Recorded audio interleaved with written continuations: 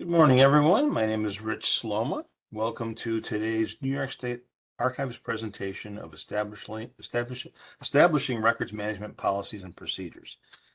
Today's presenters are Monica Hauck-Whealton and Karen Rabatin.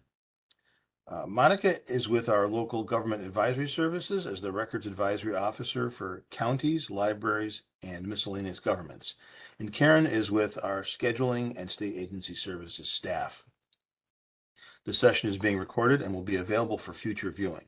If you have questions, please type them in the chat box to the right side of your screen, and we will answer them at the end of the presentation. And now I will turn the presentation over to Monica. Thanks, Rich.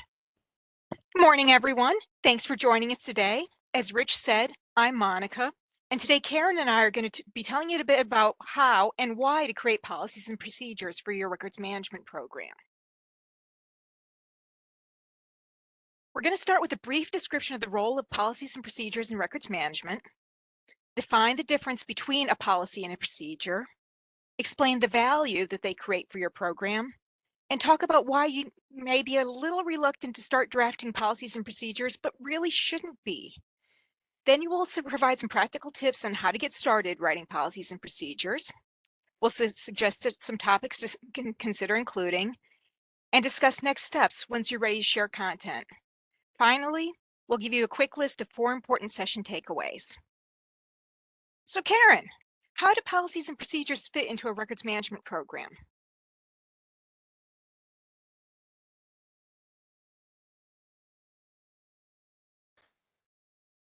Good morning, Monica, and good morning, everyone. I'd like to say welcome as well. How do policies and procedures fit into your records management program? Well, as we move on through the presentation, we just have some thoughts to consider. What will you accomplish by creating policies and procedures? How will this improve your records management program? Keep in mind that your program is unique for your local government or state agency, and there may be multiple good options to meet your records management needs. Policies and procedures document the options that you've adopted for your records management program.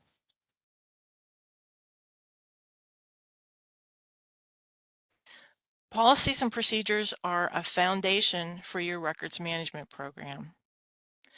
One of our most important goals is to have an efficient and effective program. Key elements for our programs should be building consistency and reliability with our records. Keep in mind that a records management program is more than just retention and disposition schedules. Although that's a big piece, it's just one piece of many other pieces. Policies and procedures help bring the many pieces together. They provide access to your program's rules and processes, as well as a framework for managing your records from creation to disposal.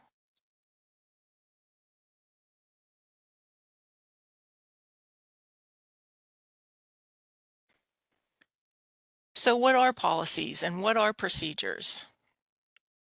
Again, they are an essential part of your records management program. And although the two are related, they have different functions. Let's look at a few descriptions of what policies and procedures are and some qualities or functions that make them different. A policy defines what to do, whereas a procedure tells you how to do it. Policies document broad goals that are described generally, while procedures provide the steps and processes to reach those goals. Policies present the big picture, while procedures are tailored and specific. Policies need to be approved by leadership, and although procedures may also need approvals, procedures are more often implemented by staff. And lastly, a policy is similar to a mission statement, defining purpose and goals, whereas a procedure gives a detailed step-by-step process.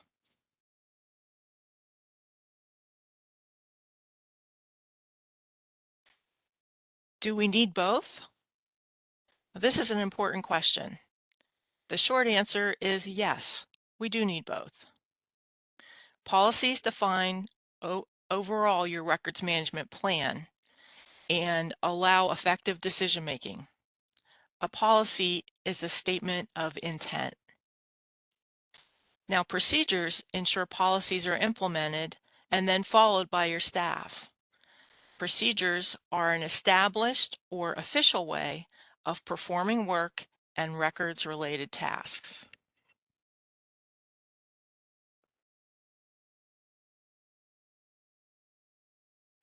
Let's look at a couple brief examples, with the first using inactive records security as the records management topic.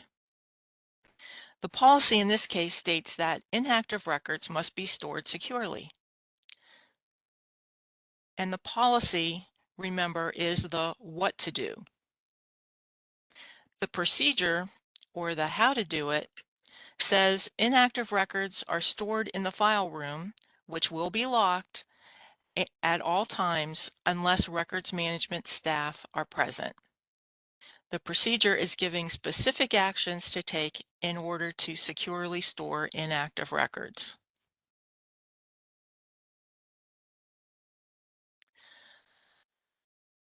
Another example, and this time under the topic of retention and disposition, here's the policy is all records will be retained according to the State Archives retention schedule and disposed of after they meet their minimum retention requirement.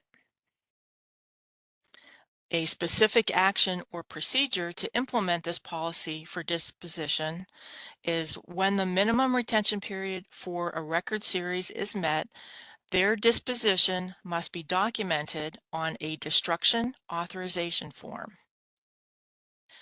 Of course, when you document your procedure for disposing of records, there'll be many more steps than completing a destruction authorization form.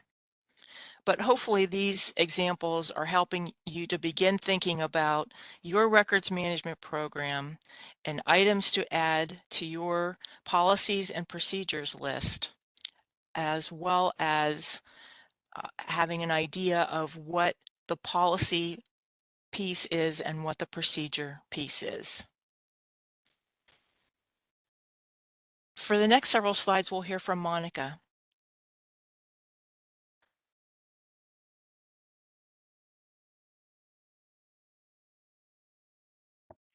Take it away, Monica. Thanks, Karen.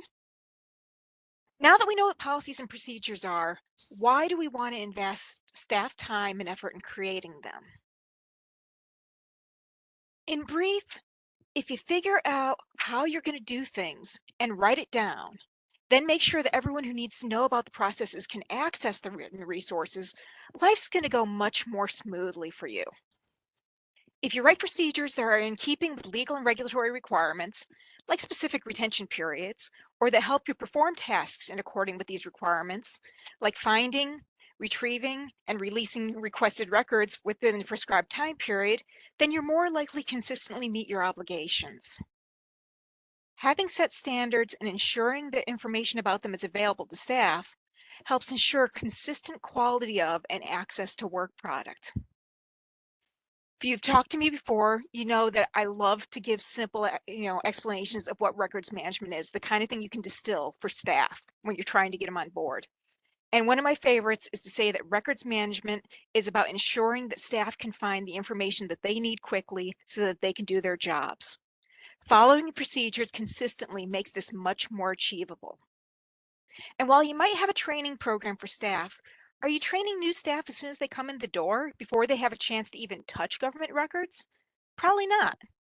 And you probably can't give refresher training so often that attendees retain perfect memories of what you covered. That would be just about impossible. Policies and procedures serve as training materials that can be accessed by all staff at any time. Examples of value that can be realized by creating policies and procedures include staff decisions based upon current and complete information. Because if you find out that you're giving out information or making determinations that was stale 6 months ago, that can cause a lot of trouble. You can also avoid any fees or repercussions related to late or incomplete response to records requests. Standardized practices can also lead to improved efficiency. And if you have a policy and procedure documenting when and how you evaluate records for historical or research value, important records can be preserved to promote ongoing access. Or you can implement a plan to reduce the risks of delayed access to or loss of records due to a disaster. And I know this all sounds great on a high level, but what's in it for you as records management staff? How do you benefit from having policies and procedures? Well, having all this documented is going to remove some of the stress of trying, and because we're all human, occasionally failing, to remember every single records management action you've ever taken or every bit of advice you've provided. If it's all memorialized in the policies and procedures, you can go to it at any time to refresh your memory. And while I enjoy providing guidance one-on-one, I really do. My local governments call me, email me anytime. It's really nice when folks are able to answer the easy questions themselves so that when they contact me, we can really focus on the tricky questions, the really meaty ones. So having a resource that staff can consult enables them to help themselves some of the time.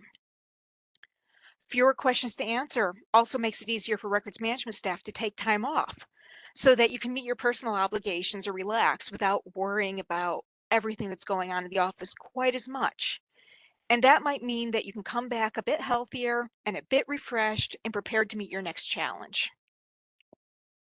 Since procedures document your processes and show the things that are done in a consistent manner, they can be very helpful when you have an internal controls audit or need to explain why certain documents no longer exist.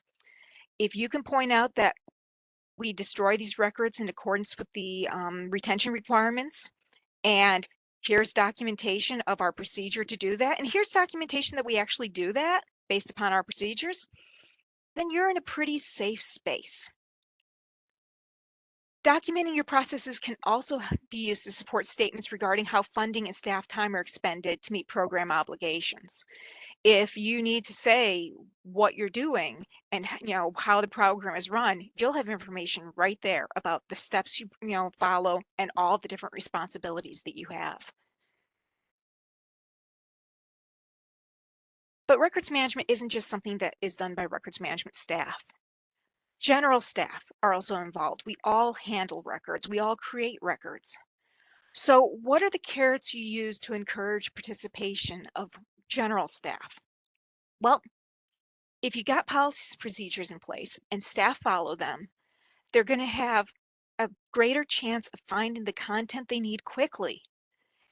And if they can do that, instead of having to go on a wild goose chase and getting distracted from the task that they need to do, probably, as soon as possible, they can just find the information and go about their business without even having to, wipe a sweat of anxiety, a bead of anxiety sweat from their brow. If they have a question, they can turn to the policy and procedures for answers. They're not going to have to wait for records management staff to be available back from their vacation, back from their medical leave, or out of a meeting. One of the philosophies I live by is that people are funny.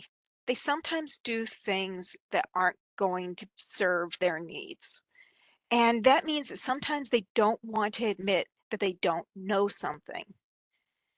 So if they have a policy and procedure, they can quietly, without looping in records management staff, look and verify what the process is and follow it correctly. They're not having to own up to their knowledge gap. They're able to correct it themselves.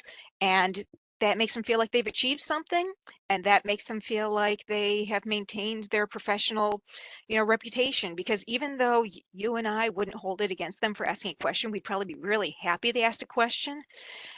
As I said, people can be funny. And then there's the fact that since everyone uses records and we all have responsibilities and obligations to make them sure that they're accessible, policies and procedures can be a great resource for managers to determine what their staff need to do to meet those obligations and how those tasks need to be built in to their work day. So I may be an anomaly. I really, really like writing policies and procedures.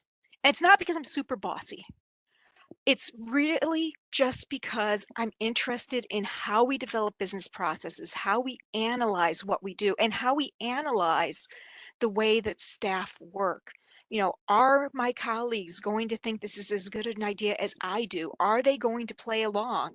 And if not, how can I create a system that works for them and achieves our goals? There's also the fact that I like writing. But the thing is, I know that everyone is not so excited about this, and that some people either are just not interested or they're feeling a bit of trepidation. Like, for example, you know, they might feel that it's just a really big official thing, or that they don't have the authority, or, any of the things listed here. But let's, instead of reading it off here, go into each one in a bit of detail. So, if you're writing a policy or a procedure, you may be thinking, holy cow, this is so official. I feel like I'm working for the legislator and drafting a bill that is going to get voted on, and it's going to go to everyone. It's going to be printed in books. And that feels way above my pay grade. Well, it doesn't have to be that big a thing. It doesn't have to be just, the book that everyone must, follow, must respect. You must, bind so that it's beautiful and dust every other day. No, think about this in a way that makes you more comfortable. And I know it's just a mind game, but really, this is just the cheat sheet that is going to make it easier for staff to do their jobs. It is going to be the resource that you probably wished you had on your first day of the job, telling you how to do stuff in a really clearly written way so that you're not coming in and, feeling like you know absolutely nothing and you're not going to learn it as quickly as you want to. It's the resource that people can look at and resolve some of their uninformed nature. And you don't, and speaking of how it feels like you're writing the law, you do not want to use fancy pants legalistic language. You want to use plain language so everyone understands what's going on. If it's a little bit conversational, that's okay. If you're trying to use 5 and 6 syllable words, that's probably something to dial back from. And that's one of my challenges, so I get that. You may also ask yourself, is this really something I can do? Because I'm not these people's bosses. It's like, I'm not management. Do I get to tell them what to do? But the thing is, you are the subject matter experts for the records management program within your organization. You probably know more about this than any of your colleagues, just because as they know more about their subject matter expertise than you do. So you are allowed to share the information you have with them, written in such a way that they understand it. That is one of the services that you provide in your role. You're also an advocate for your program. It's not just your job to do your job, but to also say, this records management stuff is important. You know, having somebody do this job, good idea. But we also need to fund it. We also need to make sure that staff are doing their obligations. And that's part of the policy and procedure process too, documenting what you do and why you do it and why it's important. In addition to being the advocate for the program and the subject matter expert on what this records management thing is, you also understand how your program within your office operates. No one else can disseminate that information as effectively as you can because no one else lives that program like you do. And finally, none of us knows every single thing about records management.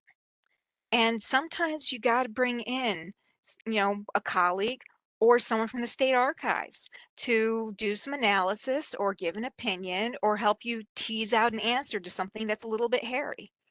And as records management staff, you're the ones who have a relationship with us. So it makes sense that you're the ones who are distilling information and sharing it with your colleagues because either you know it or you know how to contact at the archives to get the information that you need.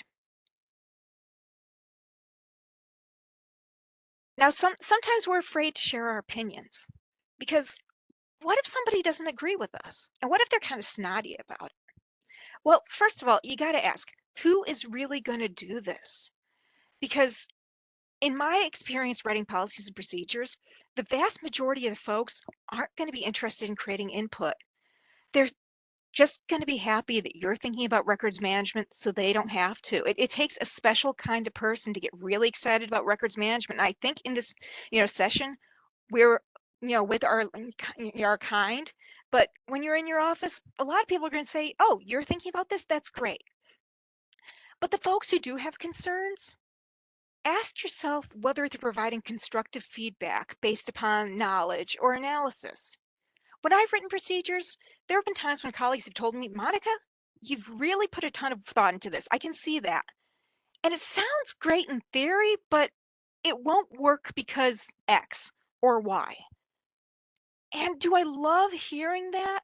It's not my number one favorite thing in the world, but if folks follow up by providing me with useful information and practical suggestions for making things better, it's well worth having that conversation and having that momentary lack of comfort when they tell you, "No, you're not actually all knowing and all seeing. Here's some information you didn't have and that you need to act upon." But what if you have a colleague who complains and pushes back and doesn't actually offer you anything constructive? Well, you have my permission to make sympathetic noises at them and then talk to someone else, you know, who's willing to help you figure out, do they have a point or are they just grumbling at me? Because sometimes they might have a point and they just aren't really explaining it well. And sometimes they're just kind of grouchy. I mean, even sunny people have those days. So you got to figure out whether feedback people are giving you is going to be useful or something that you can just let wash over you. And even if you don't get feedback, sometimes it's useful. So don't be afraid to reach out to your colleagues and to state archive staff before releasing the final document. We may be able to help you find ways to make it a little bit better. But just to circle back really quickly, most people are not going to, comment. Most people are not going to be disagreeable. So you don't have to worry about it that much. And then there's the fact that you're having to loop management in. You're creating an official direction to staff of how to do things. And sometimes if you're a happy little cog working in a big machine, you don't love the fact that suddenly management is looking at you in your program. Well, here's the thing. If management has given you autonomy over records management and you feel like you're doing a great job, and I'm sure you are, do you really want that additional scrutiny? But here's a question. Could your program operate even better if there were more resources? You know, could you get another, one of your colleagues working with you 10 hours a week? Could you get another staff member? Wouldn't that be nice?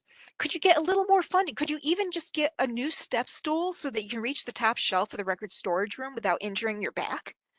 It's like decisions regarding staffing and funding come from leadership. They need to know that the program exists and that what it needs to run efficiently so that they can justify dedicating additional resources to it. Or what about your colleagues outside the records management program? Are they doing things in a way that lead to good records management outcomes? If not, leadership might be better able to compel compliance than records management staff. Being transparent with leadership also allows you to do, a quiet demonstration of the value of everything that you do. If you don't need to think about the program, they might make assumptions about the scope of responsibilities. If you document what you're doing, they'll see how complex your work is and how many moving parts and exactly what you're doing. And it'll be easier to justify, that increased funding, that, temporary or wouldn't it be nice, permanent additional staff time dedicated to records management. Maybe sending you to training. You know, if they know what you're doing and exactly how much time it's taking up and exactly what the value is, you may be able to get more support. And creating records management policy and procedures also helps you craft the narrative about your program. You can identify what your responsibilities are and what processes you follow. Or you can show your interpretation of the laws and regulations, your job description, all the documentation that spells out what you're supposed to do. And that way you can determine how your program is going to be evaluated. You could say, well, we do records management and this is how we do it. And these are the milestones that we're trying to meet. And that means that you are showing people, well, this is how we need to test that program. This is how we need to determine whether it's exceeding based upon these milestones. Now, I said I like writing, but I know that not everybody does. But you don't need to be a professional writer to do this stuff. You just need to know how things are done in-house and be willing to put in the work of explaining it in a way that makes sense to others. But what if you're just super uncomfortable with writing? Well, you can start by trying to explain things out loud. Do you have a coworker who's willing to have a conversation with you and make notes or record it? A transcript from that could be a great place to start. If you don't want to involve somebody else, one of the tricks I like to use when I'm trying to parse something out is I'll make myself a Teams meeting, invite nobody but myself, and start recording it. That will create a transcript. And so I can talk and explain things in the way I want to, and then read the transcript. And if it looks pretty good, I can go in and clean out all the filler words and fix the grammar and whatnot. And I'm pretty much, you know, near a good point where I can share that content where I'm explaining how to do something and I have not had to type one word. You can also consider whether to tweak content that's created by someone else to meet your needs and match your program. State Archives has 2 sample documents that we've created that'd be a good starting point. Rich, can you put the links to that in the chat? And once done, we're actually going to be revising those. And once that's done, we'll put an announcement in our newsletter. So if you haven't subscribed to the newsletter, that's a good excuse to do so. You also have the option of partnering with someone else who writes well. You can be the subject matter expert who explains things, and they can be in charge of smoothing out the delivery. There's nothing wrong with having a ghostwriter. And then there's the issue of time. If you're already doing so much, how are you going to find time to write policies and procedures? I know that it's tough to justify it sometimes, but if you can scrape together some time now, it could make everything so much easier going forward. It would be a gift to your future self. If you need to do something really quickly, can you just, write down the steps when you do things? So it's like, oh, I need to pull a box from offsite storage. Well, what am I going to do that? I do this, I do that, I do the other thing. That's, allowing you to write things down as you do them so you don't have to think about them that much. You don't have to think about them that long. And it's creating content that you can shine up a little bit and put in your procedures. You can also look for sample language made by others and adopt them. Again, I mentioned we had the resources from the state archives, which will be revised and released at some future date. Can you ask leadership to give you temporary or permanent assistance? If you can have just a couple hours a week where someone else is, updating a spreadsheet for you, say, that might allow you to carve out the time to work on your policies and procedures. You also have the option of hiring consultant if you have funding available. And having them write the policies and procedures for you.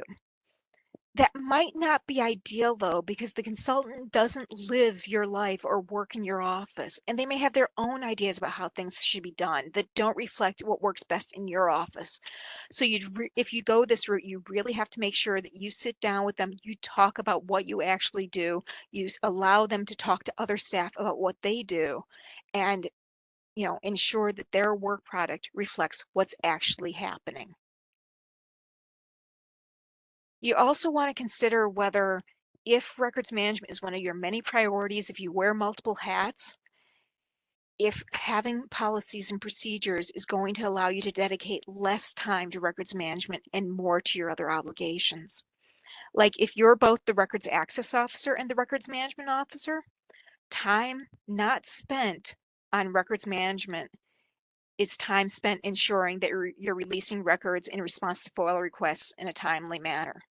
And that may be where your leadership's priorities are. And if you can tell them that giving you time now is going to make that process more smoothly, they may be more amenable to giving you that time now.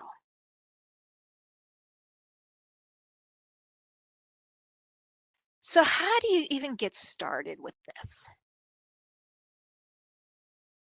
Karen, do you want to take over? Sure, Monica. Thanks. In this section, we'll continue the conversation about drafting policies and procedures.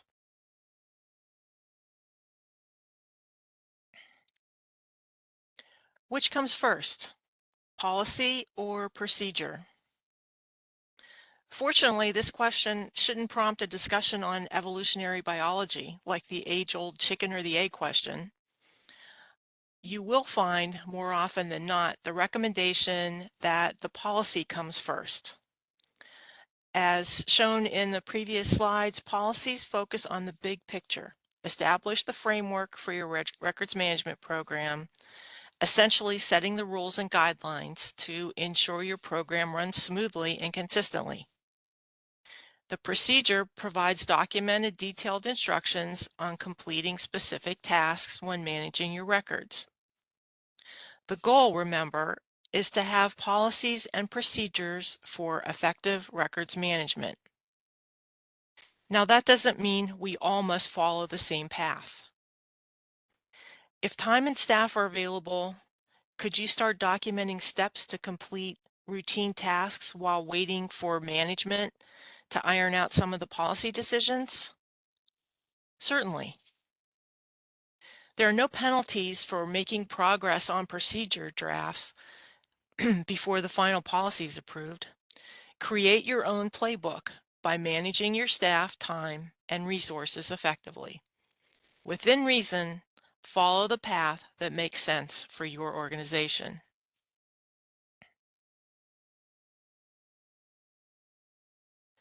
What to write about? There's plenty of topics to choose. You can cover any process, role, or rule related to managing your government records. Essentially, everyone is a records manager, but with different responsibilities and tasks to complete. It should be clear what staff or positions have responsibilities in documenting and/or implementing the policies and procedures.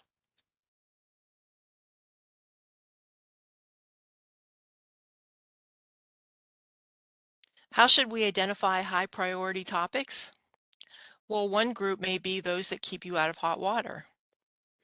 These records will vary from one organization to another, but are vital to conducting business.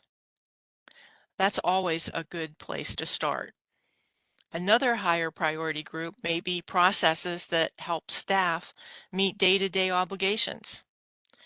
Approved policies and procedures could provide a better workflow for the staff, and that's increasing efficiency and quicker access for the public.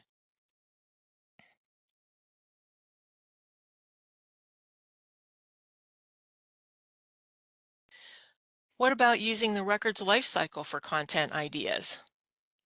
The lifecycle phases can be a starter list for records management policies.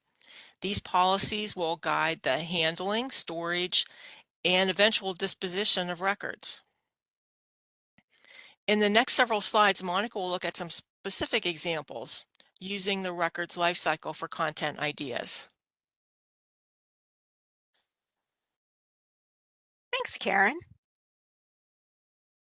Can you pass there we are. So let's say you're focusing on the very beginning of the records life cycle, when records are created, when you receive it from a constituent or a partner agency.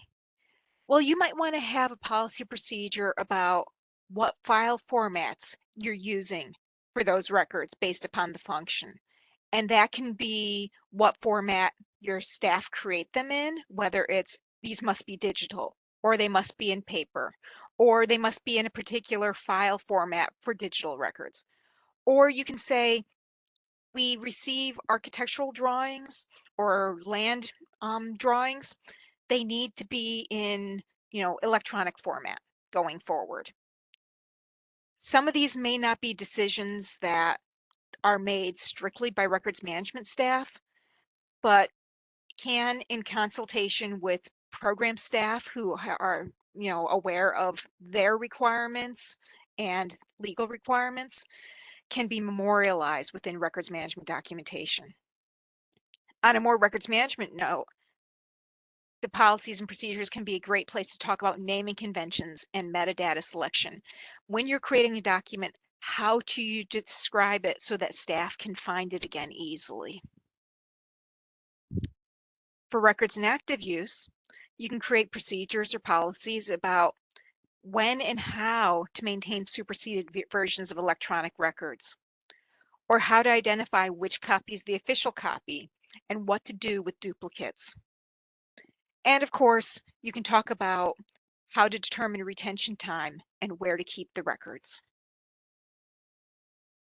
For records in inactive use, you can create procedures describing how records are packaged for offsite storage. No, you don't want to put your stinky tennis shoes in with the records before sending them to offsite storage. People have done that. It is not good records management practice, and you can point that out in the procedures. You can also have procedures talking about how records are transferred between the office and offsite storage and how their location is tracked. Regarding records disposal, you can have a procedure about how you destroy protected content. Or if you work with a shredding vendor, you can have a procedure that describes how you set up an appointment, how many boxes you need to have, who you need to coordinate with, because you may have a policy that you only bring out the vendor when you have 200 boxes to shred, and you need to loop in various units so that everyone can take advantage of the magical visit from the shredding truck. And what about those records that you need to keep for, 55 years, 100 years permanently? Well, you can create procedures on how to identify records with enduring historical value. Some are going to be listed as permanent or long-term in your retention schedule, and some may belong to a group of records that typically is kept for a shorter period of time. But those rare records within those series are just so important that you need to keep them in perpetuity. You can have procedures on the best ways to store records to prevent degradation, as well as for reformatting records, say taking a paper copy and turning it into a digital copy, or taking a digital copy that's a Word document and saving it as a PDFA or TIFF document so that when Word changes the file extension three times in the next 20 years, you can still access those records.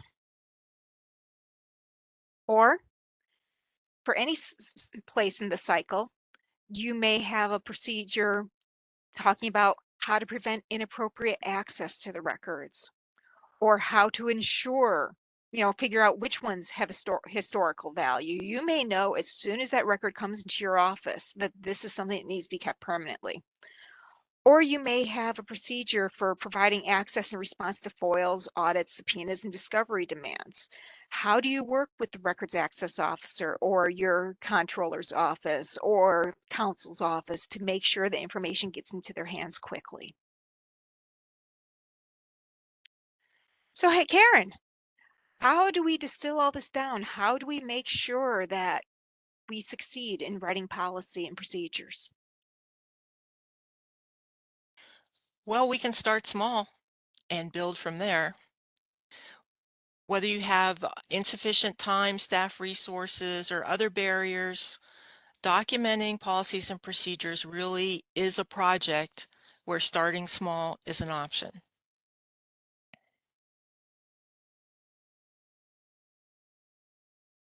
How do I get started? Well, this example is an easy jumping off point for those of you that want or need a place to start. Just follow the basic steps.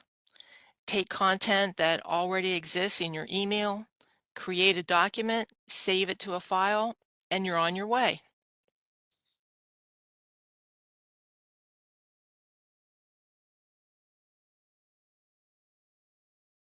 But maybe you don't have many questions waiting in your email.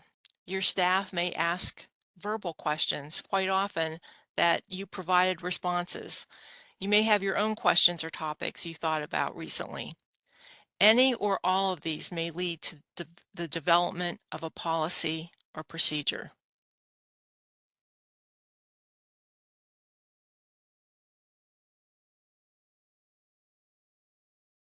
Let's consider another option for getting started.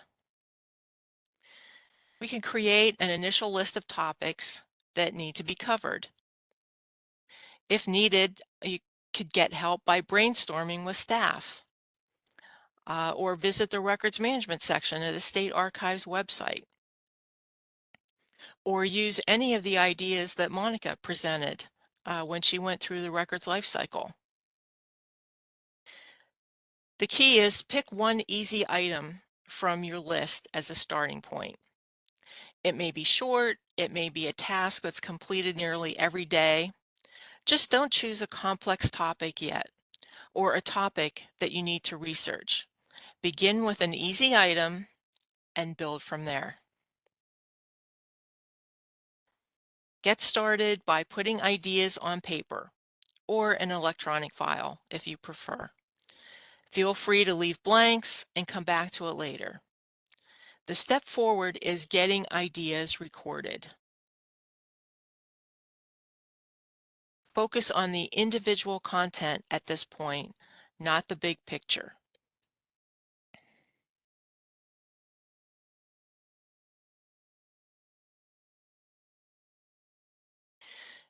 A few more ideas for getting started. How about if your organization could form a policy procedures team to lead the project? Or you could work with another records manager that has similar challenges.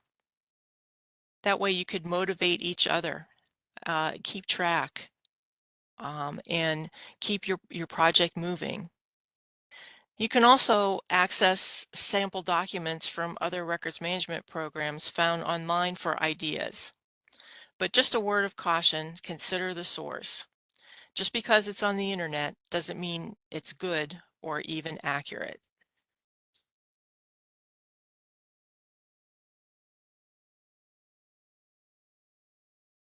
These are a few tips when writing content.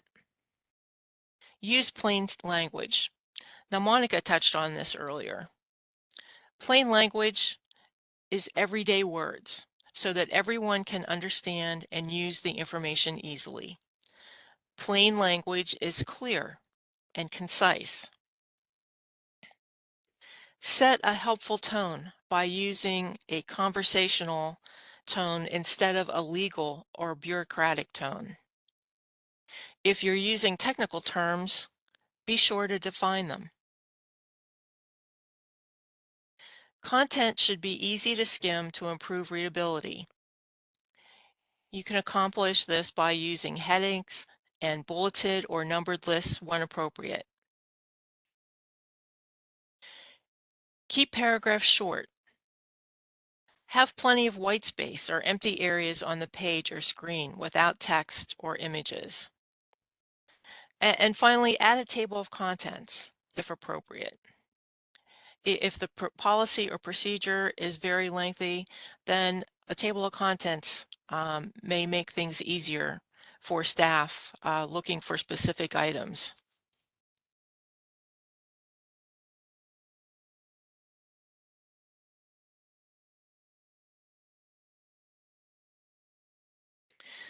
So some of you may be patiently listening to the presentation while you're wondering, what if our local government or state agency already has policies and procedures? Well, all right, great work. Are we finished then? No, this is a work in progress, but keep the momentum going. Changes to records management programs are inevitable. And keep in mind the procedures typically are more frequently changing than the policies. But both of these are living documents. Changes should be updated as they occur. And these changes could be, for example, regulations, technology, or if you just want to improve the document. Plan and schedule a review at least annually to ensure policies and procedures are current and effective.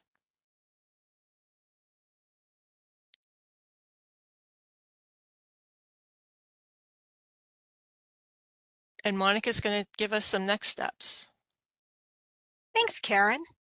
So let's say you have a draft you're pretty comfortable with. What do you do next?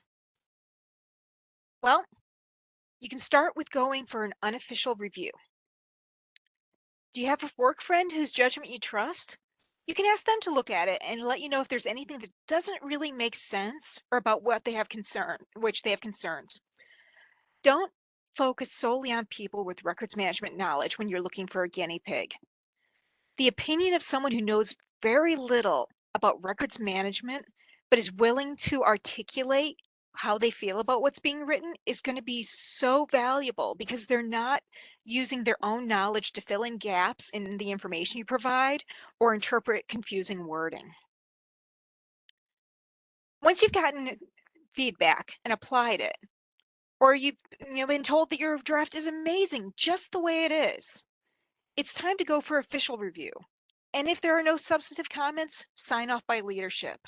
Once this happens, your work product is officially management endorsed guidance. This is fantastic. Go you. You have accomplished so much.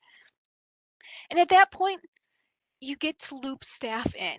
Look, we have a new resource. This is something you should be consulting. This loop in, it can be a memo, it can be an email, either from records management staff or from leadership. Really follow whatever process is standard in your office. You may also want to reach out to HR staff to ask them to include a copy of the policy and procedures or a link to it in any onboarding documentation they give new staff, so that new staff are aware that, oh, there are things I'm supposed to do. And as I'm, having to do something, here's how I find out how to do it. Any announcement you send should reference training, because giving somebody a document to read, some of them will read it, some of them won't, some of them will have questions, and those questions may or may not get to you. If you have a training, it's going to both inform staff and give them a forum for asking those questions. And then finally, you've gone to the effort of writing these policies and procedures, you're going to want to make sure that they're integrated into your processes. So make sure that you've actually are following the procedures, because sometimes you're writing something about how to make things better, and sometimes you're writing things that reflect how things actually are right this minute. If it's the former, make sure that you adjust the way you do things so that you're actually abiding by your own processes.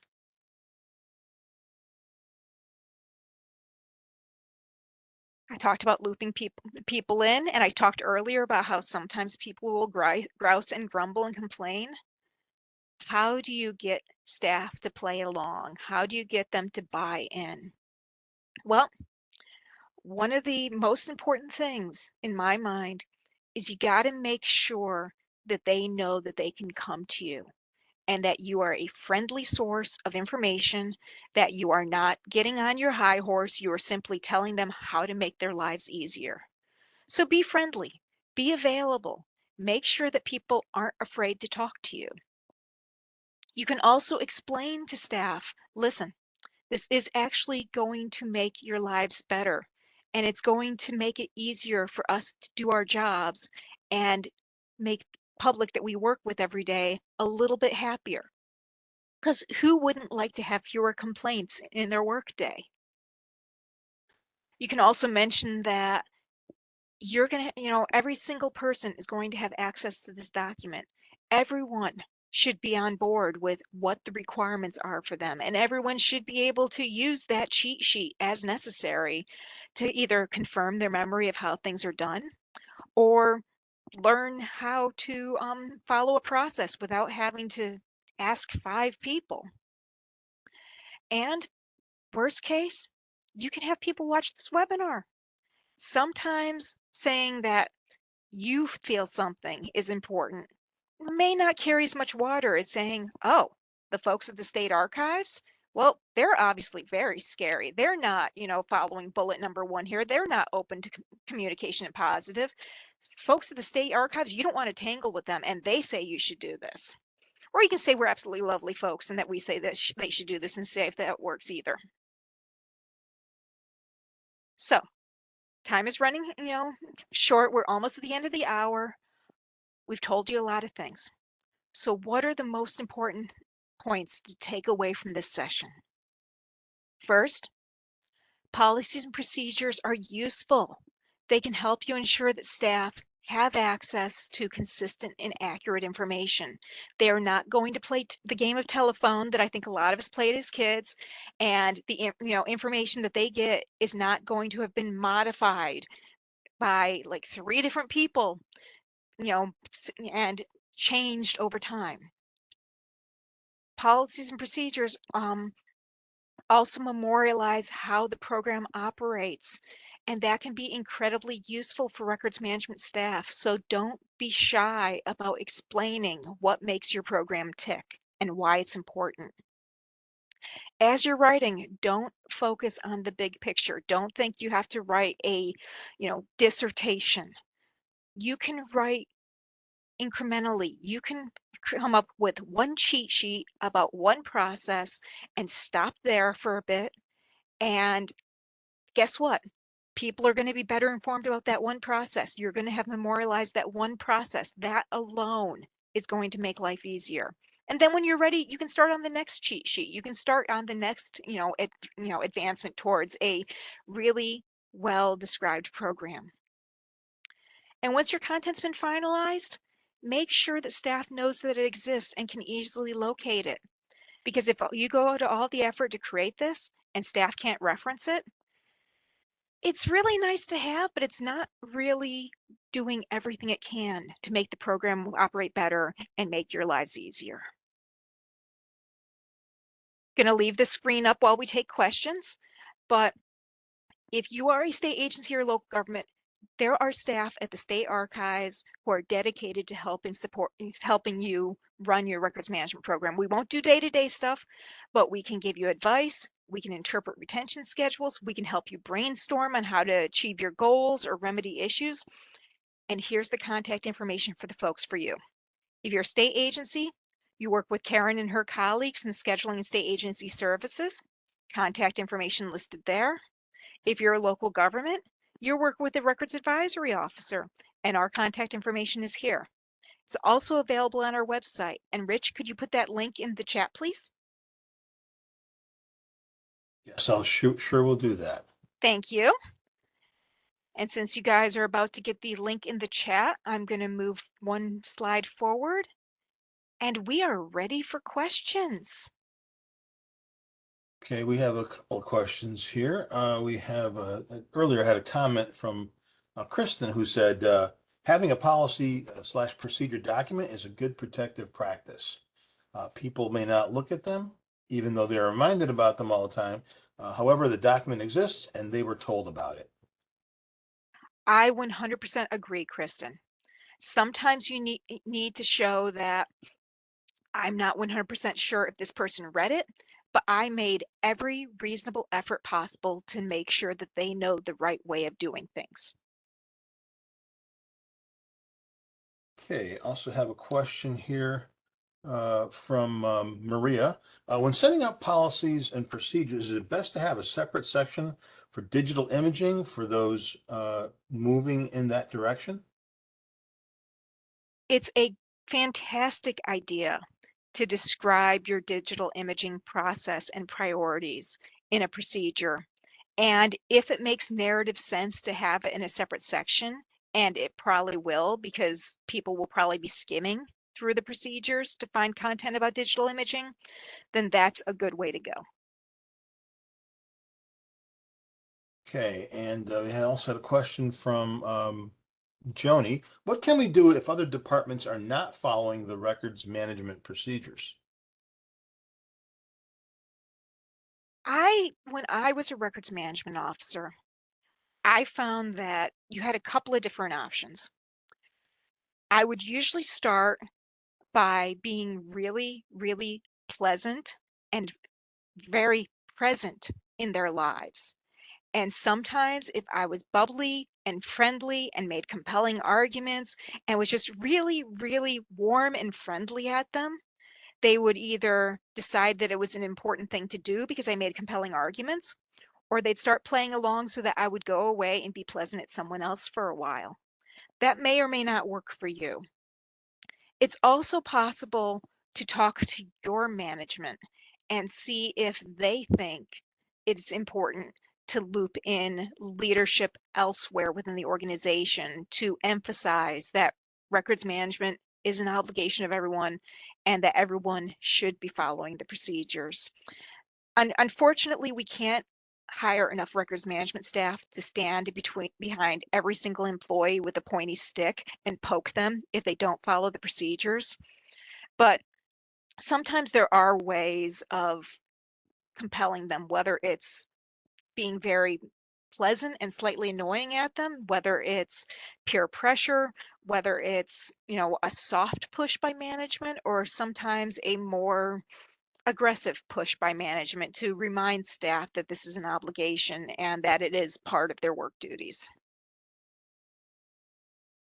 Okay, we have just a couple more minutes left if anybody has any additional questions or final questions. And I did put the links in there on how to contact us.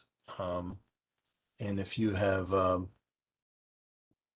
any question that maybe we didn't get to, or you think about it later, you can always email us at the following email, which is our general records management box, and we will get your question to the right person, and they'll get you an answer. So, having said that, I don't see any other questions.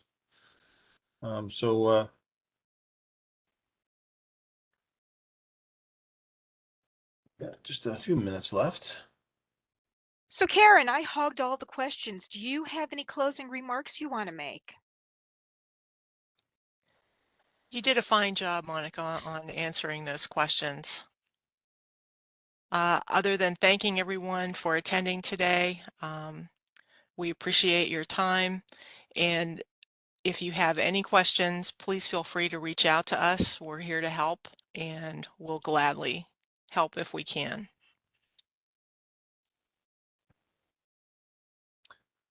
Well, great. So at this point, I think we got to see one more here. It looks like it's from Wanda. I'm the retention officer for a Department of Planning and Development for the City of Yonkers, and we receive federal funds in which we have to report and retain. Are there some policies and procedures that are specific to HUD? She's wondering, Housing and Urban Development. I am going to suggest that you contact your records advisory officer. And if you work for a city, that's going to be Maria McCashin, because I want to make sure that you get a detailed response that really, hits all the nuances of how to retain HUD records. And I don't think we're going to be able to do that in the next minute. So talk to Maria. She is fantastic. She has a mind like a bear trap when it comes to details, and she will give you all the information you could need about this. And just going to add, as far as the recording will be made available in about a day or two. You can always go to our website or the New York State Archives YouTube page. But we will send an email out as soon as we put the recording up to our constant contact mail list. So everybody should see that link there as well. All right, and that concludes our presentation. Thank you, everybody, for participating. And Monica, any last closing statement? Just remember, whatever you tell your staff about the folks at State Archives, we really are friendly. We really are enthusiastic about helping, and don't hesitate to contact us. Thanks, everybody. Goodbye.